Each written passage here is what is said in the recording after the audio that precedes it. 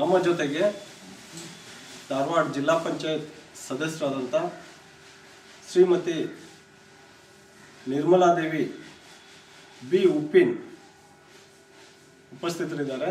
ಇವರು ಸಂಶಿ ಜಡ್ಪಿ ಕ್ಷೇತ್ರದ ಸದಸ್ಯರು ಮತ್ತು ಧಾರವಾಡ ಜಿಲ್ಲಾ ಪಂಚಾಯತಿಯ ಕೃಷಿ ಮತ್ತು ಕೈಗಾರಿಕಾ ಸ್ಥಾಯಿ ಸಮಿತಿಯ ಅಧ್ಯಕ್ಷರು ಕೂಡ ಇದ್ದಾರೆ.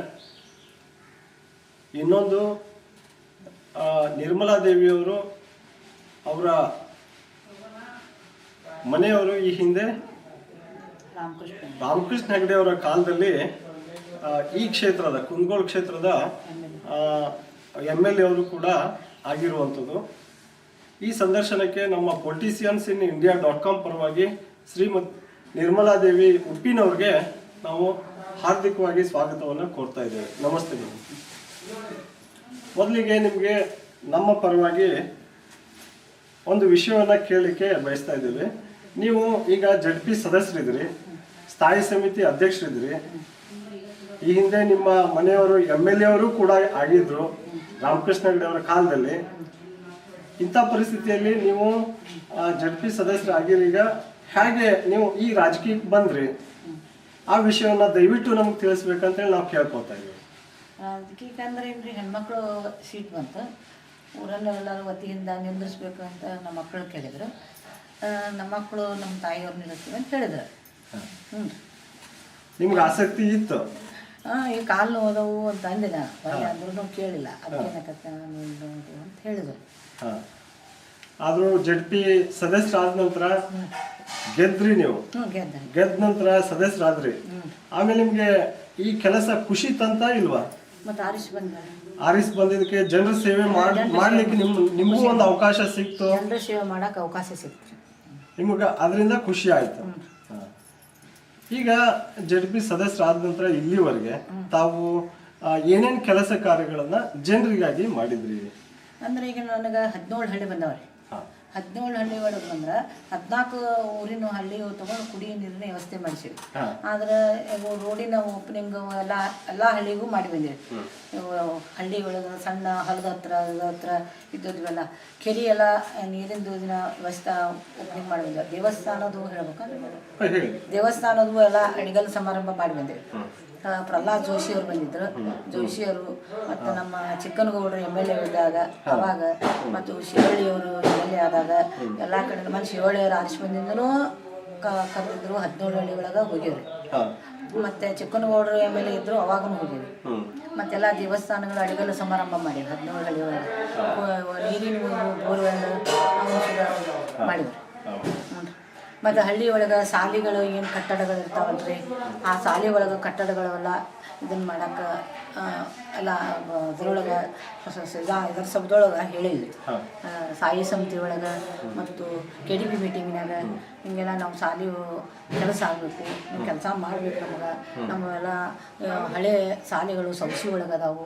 ಒಂದು ಗಂಡು ಮಕ್ಕಳ ಶಾಲೆ ಒಂದು ಸೌಸಿ ಒಳಗೆ ಇದ್ದಿದ್ದರಿಂದ ಅದು ಹಳೆ ಶಾಲೆಯಿಂದ ನೀವು ಹಳೆ ಶಾಲೆ ನಮಗೆಲ್ಲ ದುರಸ್ತಿ ಮಾಡಿಕೊಡ್ಬೇಕು ಅಂತೇಳಿ ಹಳ್ಳಿ ಒಳಗಿನವೆಲ್ಲ ಹೇಳಿದರು. ದವಾಖಾನೆ ಕಟ್ಟಡಕ್ಕೆ ಬರದೋಡದೊಂದು ದವಾಖಾನೆ ಕಟ್ಟಡ ಚಾಲೂ ಆಗೈತ್ರಿ. ಬರದೋಡದ್ದು ಸರ್ಕಾರಿ ದವಾಖಾನೆ. ಮತ್ತು ಇವೆಲ್ಲ ಏನಾರ ಹಿಂಗೆ ಕೆಲಸ ಇದ್ರೆ ದವಾಖಾನೆವೆಲ್ಲ ಮಾಡ್ತೀವಿ. ಈಗ ಕುಂದಗೋಳ ತಾಲೂಕದಲ್ಲೇ ಸಂಶಿ ಕ್ಷೇತ್ರ ಬರ್ತದೆ ನಿಮ್ದು. ಕುಂದಗೋಳ ತಾಲೂಕು ಅಂತಂದಾಗಲೇ ಜನರಲಿ ಏನಂತಂದ್ರೆ ನೀರಿನ ಬರ ಭಾಳ, ಕುಡಿ ನೀರಿನ ಸಮಸ್ಯೆ ಭಾಳ.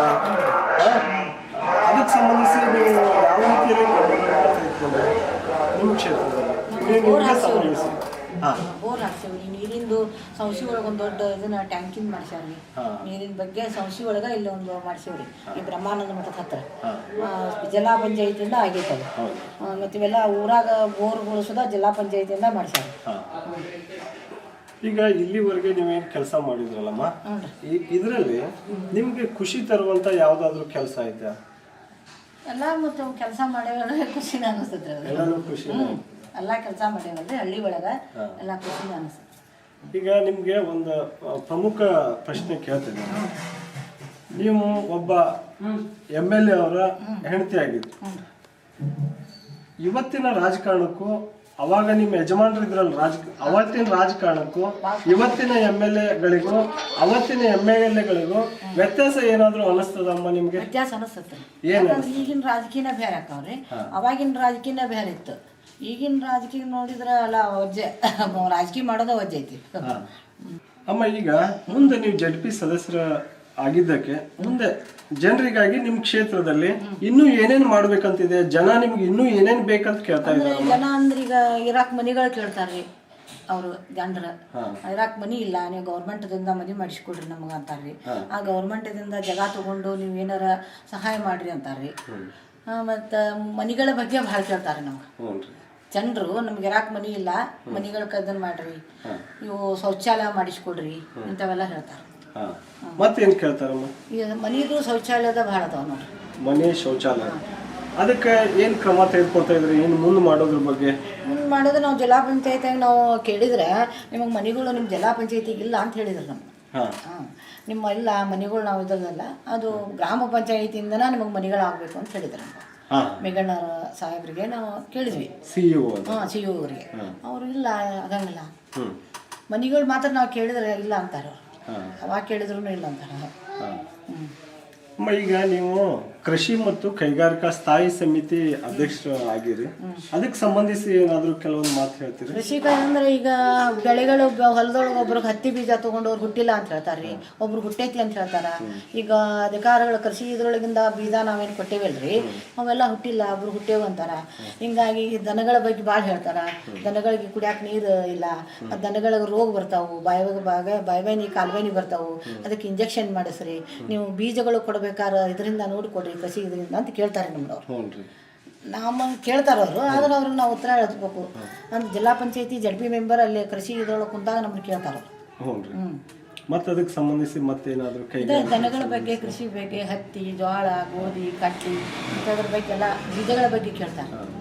ಈಗ ಯಾರಾದರೂ ಸಣ್ಣ ಬಿಸ್ನೆಸ್ ಮಾಡಲಿಕ್ಕೆ, ಸಣ್ಣ ಸಣ್ಣ ಫ್ಯಾಕ್ಟ್ರಿ ಹಾಕ್ಲಿಕ್ಕೆ ಏನಾದರೂ ಗ್ರಾಮೀಣ ಪ್ರದೇಶದಲ್ಲಿ ಮುಂದೆ ಬಂದರೆ ನಿಮ್ಮ ZPಯಿಂದ ಅದಕ್ಕೆ ಏನಾದ್ರು ಸಪೋರ್ಟು, ಸಾಲ ಇಂಥವೆಲ್ಲ ಸಬ್ಸಿಡಿ ಸಿಗ್ತಾವ?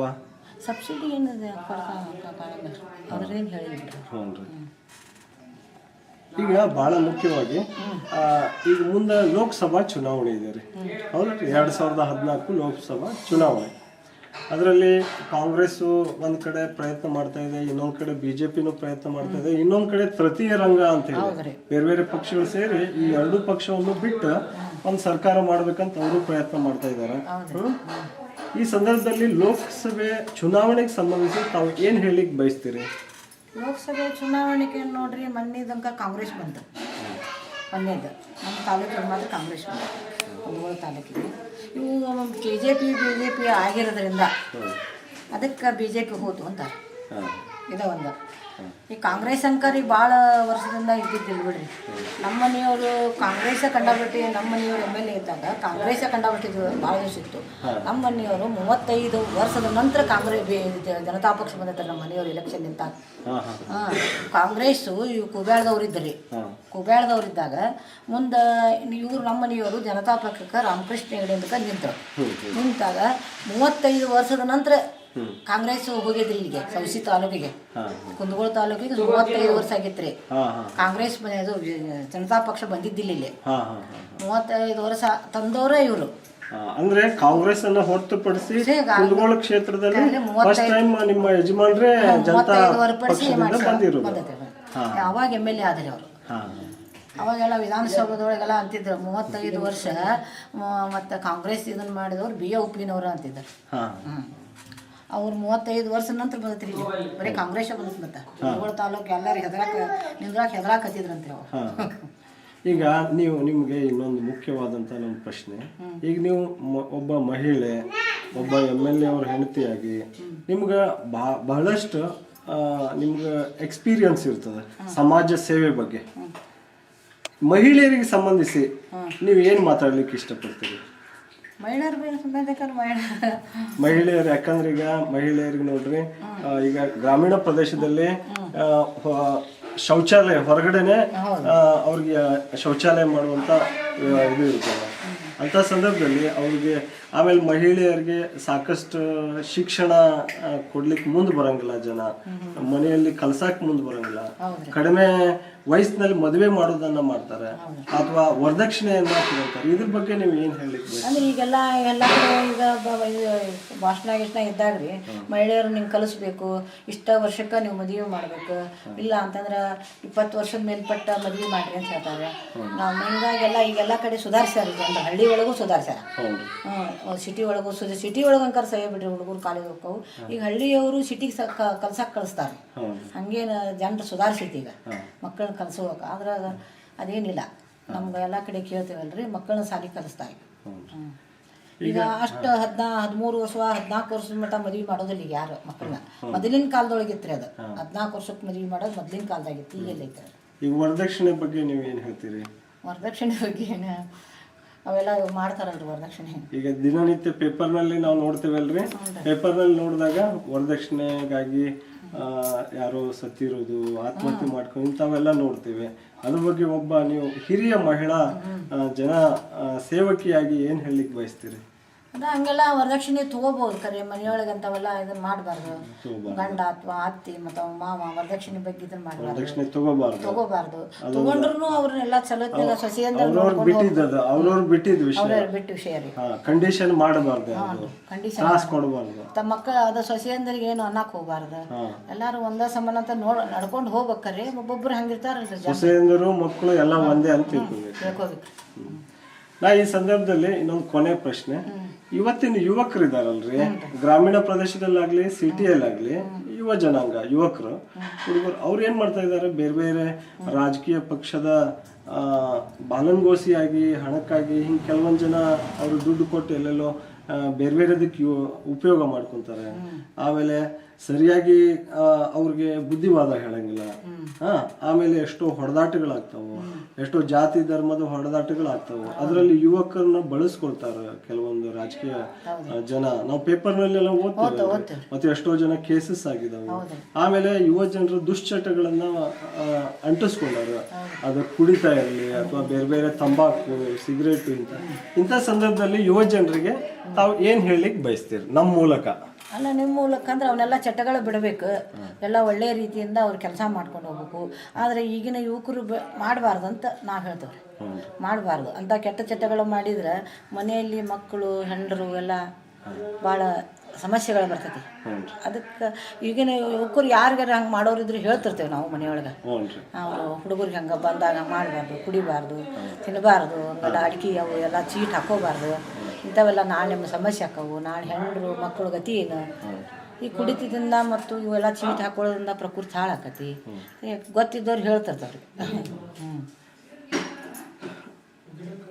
ಇಲ್ಲಿವರೆಗೆ ನಮ್ಮ ಜೊತೆಗೆ ನಿರ್ಮಲಾ ದೇವಿ ಬಿ ಉಪ್ಪಿನ್, ಜಿಲ್ಲಾ ಪಂಚಾಯತ್ ಸದಸ್ಯರು ಮತ್ತು ಧಾರವಾಡ ಜಿಲ್ಲಾ ಪಂಚಾಯತಿ ಅಗ್ರಿಕಲ್ಚರ್ ಮತ್ತು ಕೈಗಾರಿಕಾ ಸ್ಟ್ಯಾಂಡಿಂಗ್ ಕಮಿಟಿ ಅಧ್ಯಕ್ಷರಾದಂಥ ಮಾನ್ಯ ನಿರ್ಮಲಾ ದೇವಿಯವರು ನಮ್ಮೊಟ್ಟಿಗೆ ಸಂದರ್ಶನ ಮಾಡಿದ್ದಾರೆ. ಅವ್ರಿಗೆ ನಮ್ಮ politiciansinIndia.com ಪರವಾಗಿ ಹಾರ್ದಿಕವಾದಂಥ ಧನ್ಯವಾದಗಳನ್ನು ಹೇಳಲಿಕ್ಕೆ ಬಯಸ್ತೇನೆ. ನಮಸ್ತೆ ಮೇಡಮ್, ಥ್ಯಾಂಕ್ ಯು.